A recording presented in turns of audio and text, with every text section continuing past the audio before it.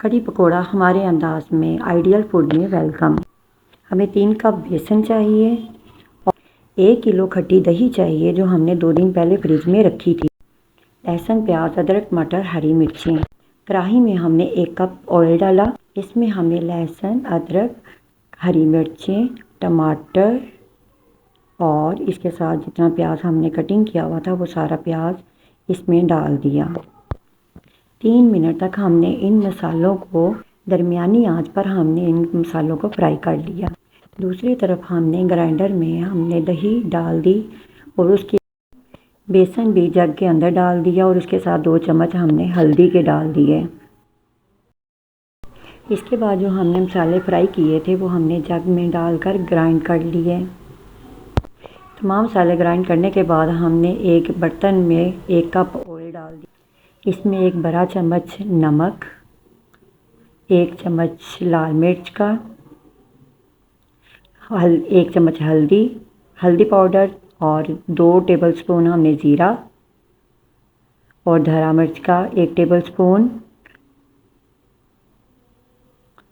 और इसके साथ 2 से 3 पत्ते कड़ी पत्ता के। इसके बाद 2 से 3 मिनट तक हमने इन मसालों को अच्छी तरह मिक्स किया। ये देखें और बहुत अच्छी खुशबू आ रही है। इसके बाद हमने जो जग में दही, बेसन और हल्दी का जो मिक्सचर बनाया था वो हमने इस मसाले में डाल दिया। ये हमारी बहुत सादा सी रेसिपी है। कढ़ी बन रही है और इसके साथ हम पकौड़ों का सामान तैयार करने लगे। हमने दो कप बेसन लिए, नमक 1 चम्मच, लाल मिर्च 1 चम्मच, धरा मिर्च 1 टेबलस्पून, खुश्क धनिया हस्बे जायका,